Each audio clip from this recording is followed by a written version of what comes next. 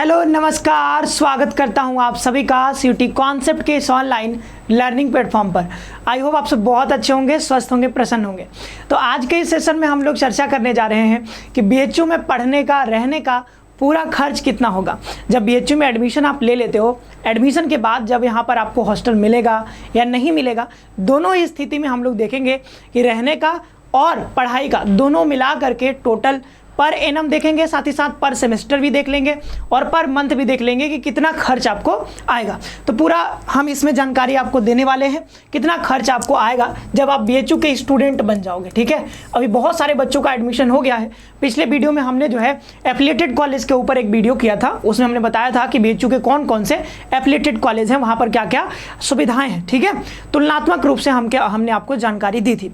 आज के इस सेशन में हम लोग देखेंगे कि अगर मेन कैंपस मिलता है या फिर आपको एफिलिएटेड कॉलेज मिलता है, टोटल खर्च कितना आएगा। ठीक है, पढ़ने का भी, खाने का भी, मतलब रहने का, खाने का पूरा खर्च देखेंगे, ओवरऑल कितना खर्च हो सकता है। तो चैनल को सब्सक्राइब कर लीजिएगा, साथ ही साथ बेल आइकन प्रेस कर लीजिएगा और अगर कोई समस्या आ रही है तो आप इस नंबर पे कॉल भी कर सकते हो। साथ ही साथ मैं थोड़ा सा 2025 वाले बच्चों के लिए बता देता हूँ, जो भी बच्चे 2025 में एग्जाम देने जा रहे हैं सीयूटी की, चाहे वो यूजी हो चाहे वो पीजी हो, तो आप हमारे कोर्सेज में इनरोल कर सकते हैं। बहुत शानदार तरीके से अपनी जर्नी को जो है वो एक नया आयाम दे सकते हो। तो हमारे साथ जुड़ करके एक जरूर अपना सीट पक्का कर सकते हो। इस बार भी जैसा भी फर्स्ट कट ऑफ आया, ठीक है, बीएचयू का, उसमें से लगभग 50+ स्टूडेंट का जो है एडमिशन हो गया है। अभी सेकेंड राउंड, थर्ड राउंड आएगा, उसमें भी बहुत सारे बच्चों का बीएचयू में एडमिशन होने वाला है। कई सारे लोगों का डीयू में हुआ है, रिजल्ट हमने शेयर किया था, शायद आपने देखा हो।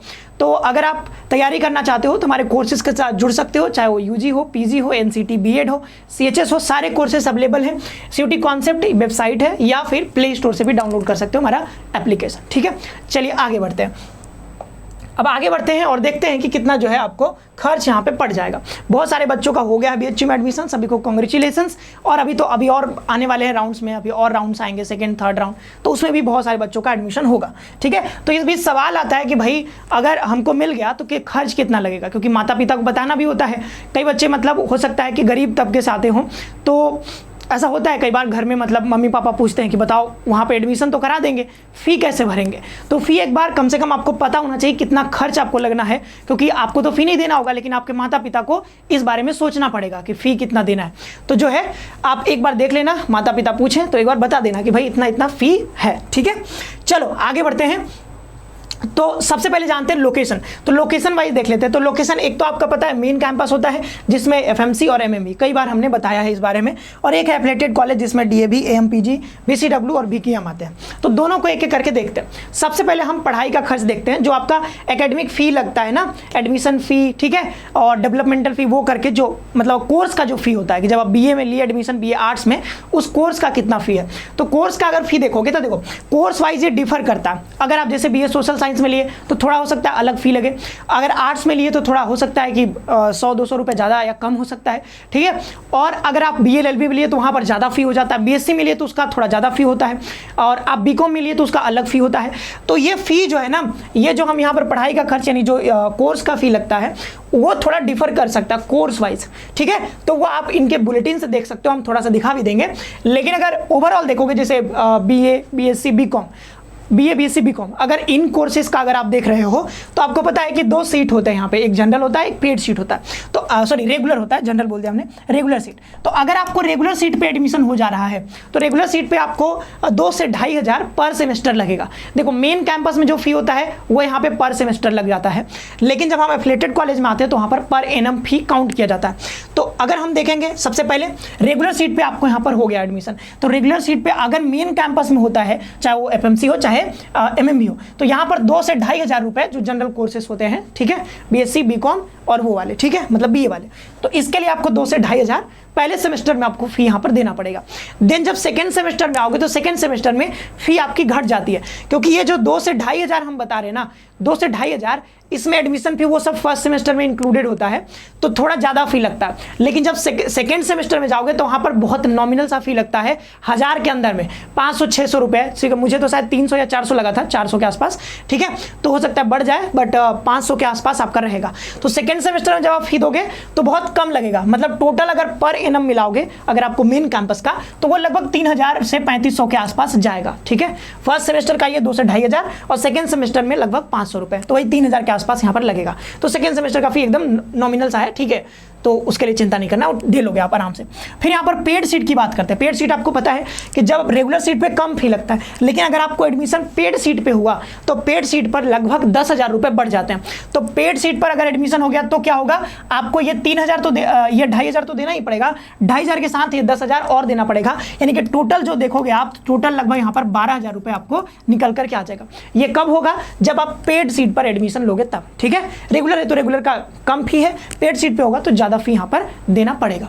ओके, तो ये पढ़ाई का खर्च हो गया यहाँ पर। लेकिन ध्यान देना, ये जो पेड सीट वाला फी है, रेगुलर फी है, ये कम बेसी हो सकता है, मतलब किसी कोर्स में ज़्यादा हो, किसी कोर्स में कम हो, ठीक है।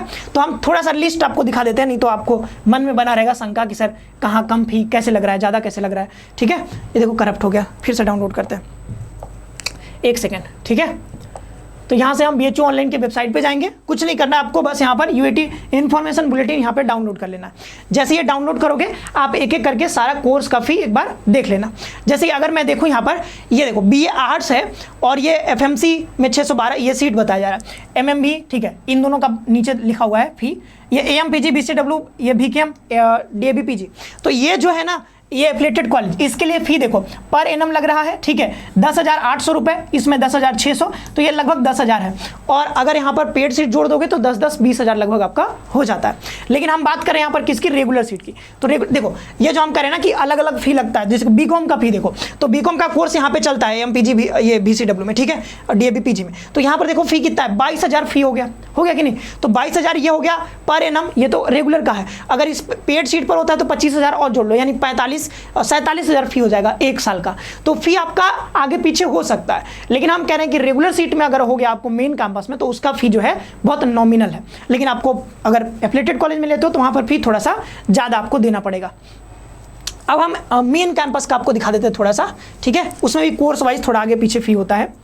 तो मेन कैंपस का देख लेते हैं, ये देखो, ठीक है, यहाँ पर आ जाते हैं। सबसे पहले देखो, अगर आप देखो यहाँ पर इंस्टीट्यूट ऑफ साइंस यानी BSc में एडमिशन लेते हो, चाहे वो FMC हो चाहे यहाँ पर MMB हो, तो यहाँ पर फी देखो कितना है। ये जो टोटल रेगुलर सीट का फी है सिर्फ और सिर्फ 2000, जो कि हम अभी आपको बता रहे हैं BSc BA BCom के लिए रेगुलर सीट पर मेन कैंपस में हो गया तो सिर्फ आपको 2000 के अराउंड, 2000 से 2500 आपको फी यहाँ पर देना पड़ेगा। लेकिन वहीं पर अगर पेड सीट पर हो गया तो एक्स्ट्रा 22,000 और देना पड़ेगा BSc के लिए, तो टोटल हो जाएगा 24,000। तो कोर्स का फी आप एडजस्ट कर लेना, जो हम खर्च बता रहे हैं उसमें हम एक मतलब नॉर्मल सा फी बता रहे हैं जो सभी कोर्सेज के लिए हो सकता है रेगुलर सीट के लिए। लेकिन जब अगर कोर्स वाइज देखोगे अलग अलग तो उसमें थोड़ा थोड़ा वेरिएशंस भी हैं, तो वो थोड़ा सा आप देख लेना अपने से, ठीक है। जैसे ये देखो यहाँ पर जो BA आर्ट्स और सोशल के लिए वो सिर्फ 1150 रुपये ही है, जो कि हम बता रहे हैं 2000, तो वो हम ओवरऑल करके बता रहे हैं कि अराउंड 2000 रुपये लगेगा, ठीक है। लेकिन यहाँ पर 1150 रुपये ही है। और जब अगर पेड सीट पे लेते हो तो देखो सारे कोर्स में लगभग 10,000 लग रहे हैं, ठीक है, जो हम बात कर रहे थे एफिलिएटेड कॉलेज की। लेकिन यहाँ पर मेन कैंपस में कितना, सोशल साइंस आर्ट्स में लोगे तो पेड सीट का सिर्फ 6,000 रुपये ही है। लेकिन ध्यान देना ये पर सेमेस्टर का है, और वहाँ पर क्या लगता है, पर एनम लगता है, तो वो भी ध्यान देते रहना, ठीक है। और ये पेड सीट इधर हो जाता है 1500 रुपये फी है। पेड सीट विजुअल आर्ट्स में 30,000 रुपये, देखो तो ये आगे पीछे हो सकता है। BLLB के लिए देखो कितना 35,000 रुपये, तो ये थोड़ा आगे पीछे हो सकता है, आप देख लेना अपना, ठीक है। ये सारे फीस यहाँ पे दिए गए, तो एक बार अपने से गो थ्रू हो लेना, ठीक है। ये देख लेना चाहते हैं। एग्रीकल्चर है BSc AG में हो जाता है 10,000 रुपये यहाँ पर, ठीक है। और अगर स्पेशल यहाँ पर 20,000 हो जाता है पेड सीट में, ठीक है। चलो आगे बढ़ते हैं। तो ये बात आपको समझ में आ गई कि नहीं, रेगुलर में कम फी है, ठीक है। अगर पेड में लेते हो तो 10,000 7,000 कहीं पे 20,000 वैसे बढ़ जाएगा। अब आ जाते हैं हम लोग यहाँ पर कहाँ, ये तो हमने बता ही दिया आपको, ये जो एफिलिएटेड कॉलेज है तो 10,000 पर एनम हो गया ये आपका रेगुलर सीट पे, और अगर पेड सीट लेते हो तो 10,000 और बच जाएगा, तो टोटल कितना हो जाएगा, अराउंड 20,000 रुपये आपका हो जाएगा। ओके, ये बात समझ में आ गई। वही BCom का होगा तो वहाँ पे ज़्यादा हो जाएगा, तो वो हमने दिखा दिया था आपको, लगभग 20,000 मान लो यहाँ पर हो गया।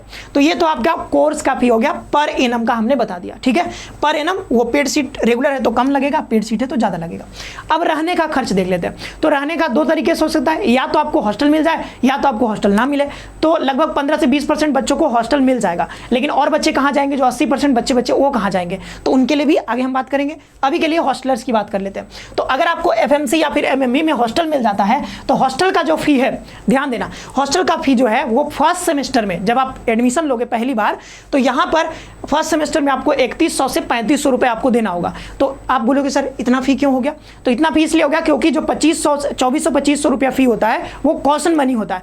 जब आप थर्ड ईयर में यहाँ से पास आउट हो जाओगे, थर्ड ईयर करने के बाद, तो वो जो 2400-2500 रुपये है वो आपके बैंक अकाउंट में, उसका थोड़ा सा प्रोसेस होता है, उसके बाद आपको बैंक अकाउंट में आपके पैसे वापस हो जाएंगे। तो लगभग 1500 ही फी है पर सेमेस्टर, लगभग 1000 से 1500 रुपया फी है किसका, हॉस्टल का जो रेंट लगता है वो है। ठीक है, तो फर्स्ट सेमेस्टर में आपको ये 3500 रुपये लगभग देना हो जाएगा। ठीक है, फर्स्ट सेमेस्टर में। सेकेंड सेमेस्टर में ये घट करके 1500 हो जाता है, फिर थर्ड सेमेस्टर में और घट जाता है, तो बहुत कम लगता है। ठीक है, तो टोटल अगर फर्स्ट साल का देखोगे, पहले साल का, तो पहले साल का लगभग 4000 रुपये यहाँ पर आपका लग जाएगा। 4000 से 5000 रुपये ये हॉस्टल अगर आपको मिलता है तो पहले साल आपको 4000 के आसपास।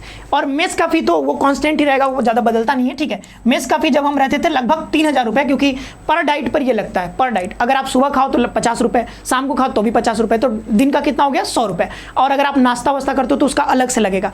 एमएमई में ऐसा है कि वो आपको 3 या 4 टाइम आपको खाना देते हैं। ठीक है, लेकिन वहाँ पर ऐसा होता है कि आपको 1 महीने का पूरा पैसा एक बार में वहाँ पर जमा कर देना होता है। ठीक है, और फिर आपका वो कटता रहता है, आपका जिस दिन खाओगे टिक लग जाएगा कि आपने जो है सुबह खाया, शाम खाया, नाश्ता किया, सब टिक लगते रहेगा और पैसा आपका काउंट होता रहेगा। तो वहाँ पर शायद एक बार में जमा करना होता है, लेकिन वहाँ पर उसमें नाश्ता भी मिलता है। शायद 3200 या 3500 रुपये है वहाँ का। ठीक है, और एमएमई का। लेकिन जो मेन कैंपस है, तो मेन कैंपस में ऐसा सिस्टम नहीं है। मेन कैंपस में आपको ऐसा है कि आपको पूरा पैसा मन है तो जमा करो, नहीं मन है तो मत करो। ठीक है, आप सुबह खाओ, सुबह का पैसा 50 रुपये दे दो, शाम को खाओ, शाम का 50 रुपये दे दो, किसी दिन नहीं मन खाने का तो मत खाओ। ठीक है, वैसा होता है। लेकिन एमएमई में ऐसा है कि वहाँ पर एक बार में जमा करना होता है, वहाँ पर आपका चलता है पूरा कि मतलब किस दिन आपने खाया, पूरा रजिस्टर होता है पूरा। ठीक है, तो उसमें तो ये मेस का अगर खाना का मिलाकर देखें तो ये पर मंथ है। ठीक है, ये मत समझना पर सेमेस्टर है क्या, नहीं, ये पर मंथ है। खाने का लगभग 3000 से 3500 आपको पड़ेगा। ठीक है, सुबह शाम खाओगे, नाश्ता करोगे, 3500 आराम से रुपये लगेगा।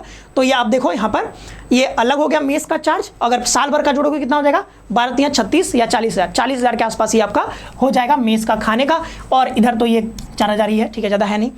और ये हॉस्टलर्स का देख लो, जब हम हॉस्टलर्स की बात करते हैं तो हॉस्टल कहाँ पे है, BCW और BKM, ये एफिलिएटेड कॉलेज की बात कर रहे हैं। इसमें तो हॉस्टल अवेलेबल है नहीं, इन दोनों में हॉस्टल अवेलेबल है, लेकिन इसकी फ़ी बहुत हाई फाई है। 70 से 80 हज़ार रुपये आपको लग जाएगा यहाँ पर। तो ये काफ़ी है, ये पर एनम लगता है। इसमें रहने का भी है, ठीक है, फूड भी है, ठीक है, और प्लस रेंट दोनों है। ठीक है, ये ध्यान देना, मतलब इसमें रहने का भी, खाने का, टोटल मिला के 70 से 80 हज़ार रुपये ये पूरा लग जाता है आपको।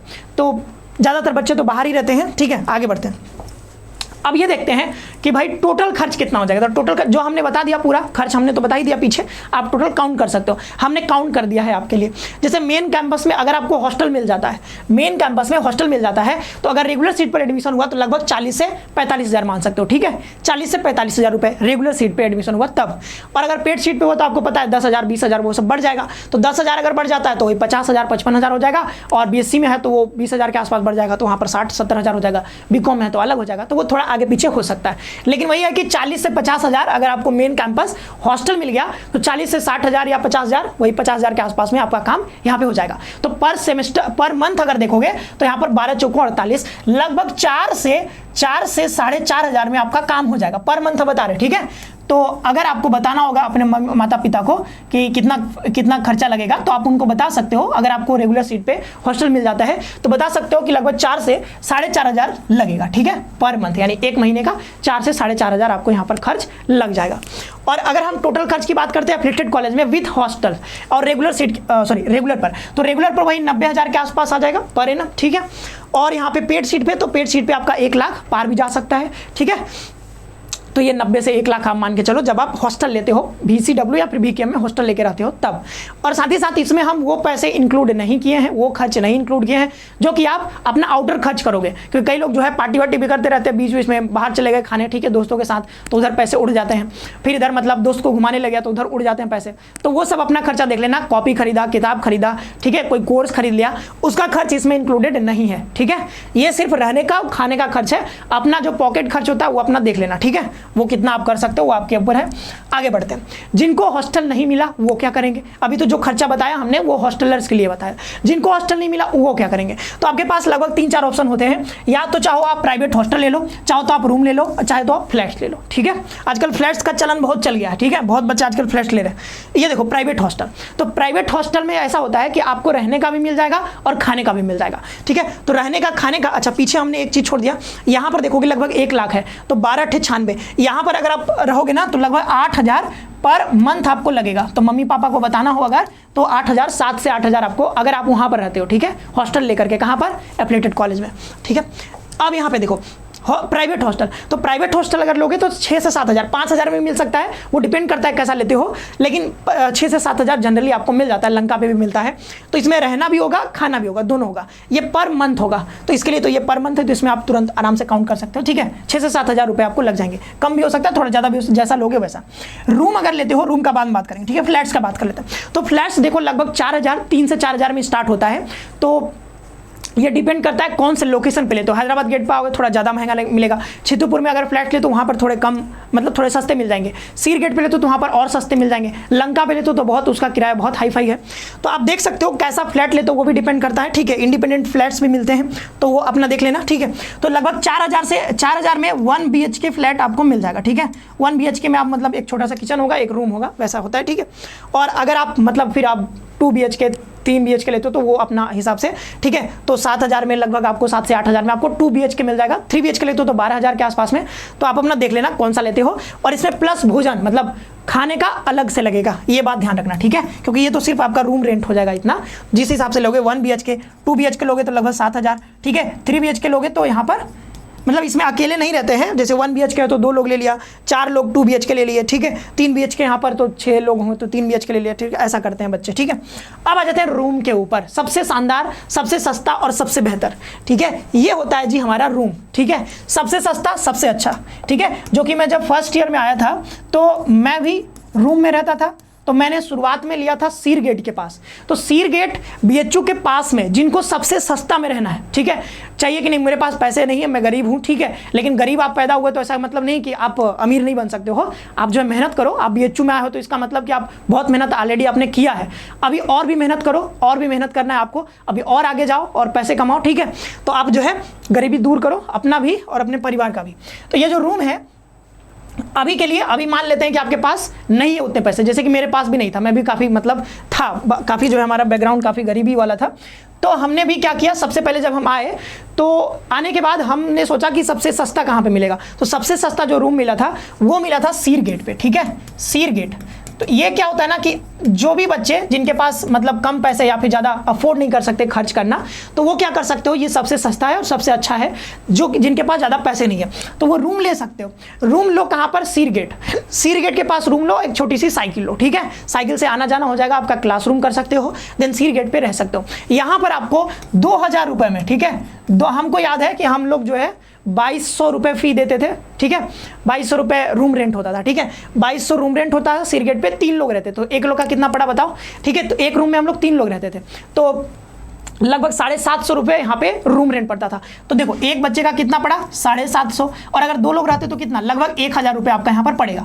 और हम लोग क्या करते थे, खाना बनाते थे। ठीक है, तो जब खाना बनाते थे तो होता क्या था कि पर मंथ आपको खाना अगर बनाओगे खुद से और 2 लोग रह रहे हो तो 1,200 से ज़्यादा रुपये आपको नहीं लगेंगे। आप सब्जी खरीदते हो, गैस भरवाते हो, वो सब करके 1,200 से 1,500 मैक्सिमम मान लेते हैं, 1,500, इससे ज़्यादा नहीं जाएगा आपका खर्च। तो लगभग 2,500 में तो मिनिमम जो खर्च होगा आपका 2,500 तो लगेगा ही बाबू, इससे कम में आप काम नहीं चला सकते हो। ठीक है, तो 2,500 उसमें जो बुक्स वुक्स खरीदोगे वो थोड़ा ज्यादा, तो 3,000 में आप काम चला सकते हो। ऐसा ही यहाँ पर छित्तुपुर में अगर ले लेते हो, जो कि सबसे ज्यादा छित्तुपुर में ही बच्चे रहते हैं। ठीक है, सबसे ज्यादा जो बच्चे रहते हैं वो छित्तुपुर में रहते हैं। तो छित्तुपुर में भी आपको 2,500 तक रूम अच्छा खासा मिल जाएगा। ठीक है, 2,500 रुपया में आराम से ठीक ठाक। और इसमें भी आप 2 लोग रह सकते हो, आप चाहो तो 3 लोग भी रह सकते हो, वैसा मना ही नहीं रहता है, बट 2 लोग जनरली रहते हैं। ठीक है, 2 लोग रहते हैं, तो 2 लोग रहो आप तो 2 लोग रहोगे 2500 रुपये, तो वही 1200 रुपये इधर, 1500 खाने का, तो वही 3000 में आपका यहाँ पर भी काम हो जाएगा। ये सबसे अच्छा है और सबसे सस्ता है। आप जब अपने से खाना बनाते हो, खुद का खाना बनाते हो, तो कम से कम खाने वाले में दिक्कत नहीं आता, मतलब बीमारी नहीं होता है। जब आप मेस में खाते हो ना, तो BHU का मेस तो बहुत अच्छा है, तो आपके पास ऑप्शन रहेगा कि आप BHU के मेस में भी खा सकते हो। लेकिन आप डेली अगर नहीं ट्रेवल कर पा रहे हो, तो आपको आसपास अगर मेस में खाते हो, बाहर BHU के बाहर किसी मेस में खाते हो, तो ऐसा होता है, देखा गया है कि अगर आप बाहर खा रहे हो ना मेस में, तो वहां पर खाना अच्छा नहीं मिलता है, जो कि हम भी खा रहे थे एक टाइम पे। तो बाहर के मेस में अगर आप खा रहे हो, तो मैं तो कहूंगा कि भाई बाहर, क्योंकि हम कोरोना के टाइम में आए थे, तो कोरोना के टाइम पे BHU बंद था उस समय, तो हमको बाहर खाना पड़ता था, तो कुछ दिन हम मेस में भी खाए। वहां पर जो है खाना बहुत गंदा मिलता है, मतलब बहुत अच्छा नहीं लगेगा आपको। आप शुरुआत में खाओगे 2-4 दिन आपको बहुत अच्छा लगेगा, 1 महीने बाद आपको पता चलेगा भाई आपका तबीयत खराब होने लगा, ये होने लगा, वो होने लगा। तो मैं ये रिकमेंड नहीं करता हूं कि आप बाहर के मेस में खाओ। अगर खाना ही है तो BHU के मेस में आप खा सकते हो। तो इधर आपका 1200, इधर 2 लोग रहोगे तो 1200 आपका ये हो गया, और 3000 लगभग आपका BHU के मेस में खाना खा सकते हो, तो वही 4000 के आसपास यहाँ पर भी लग जाएगा।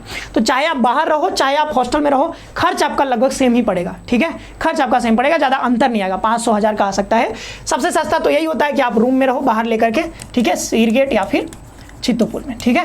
तो ये सबसे सस्ता, सबसे अच्छा। जो ज़्यादा पैसे नहीं अफोर्ड कर सकते हो, तो भाई ये चीज़ काम करो, रूम ले लेना, ठीक है। और ज़्यादातर बच्चे यहीं पर चित्तौपुर में ही रूम लेकर ही रहते हैं, ठीक है। ऐसा नहीं कि सिर्फ मतलब जिनके पास पैसे कम रहते वही नहीं, अभी आप स्टूडेंट हो, ठीक है, तो आप कोशिश करो, आपके भले ही माता पिता आपको ज़्यादा पैसे दे रहे हैं, लेकिन आप पैसे बचाने की कोशिश करो, ठीक है, क्योंकि अभी आप स्टूडेंट हो, वो आपके पैसे नहीं है, ध्यान दे रहे हो, ठीक है, कि माता पिता जो भी पैसे दे रहे हैं वो अपनी कमाई के पैसे दे रहे हैं, वो आपका कमाई नहीं है। तो आप कोशिश करो, क्योंकि वो आपका पैसा नहीं है, तो जितना मिनिमम खर्च कर सको उतना ही करो। तो मैक्सिमम बच्चे जो रहते हैं वो चित्तौपुर में ही रहते हैं। कई बच्चे जो है वो थोड़ा पैसे बचाने की कोशिश करते हैं, ऐसा नहीं कि बस पैसे उड़ा रहे हैं। उड़ाने का अगर उड़ाओगे तो भाई 10,000 15,000 जितना उड़ा सकते हो, लेकिन स्टूडेंट लाइफ है, अभी थोड़ा मिनिमम जितना खर्च कर सकते हो उतना ही करो, ठीक है, ऐसे पैसे नहीं उड़ाना है। ये देखो, तो ये सारा हमने डिटेल में आपको बता दिया, कितना खर्च लगेगा पर मंथ, कितना लगेगा। माता पिता को बताना हो कि सर हमारा BHU में एडमिशन हो गया, पर मंथ इतना पैसा लगेगा, तो माता पिता को बता देना, वो कहीं से भी जुगाड़ तो कर ही देंगे, ठीक है।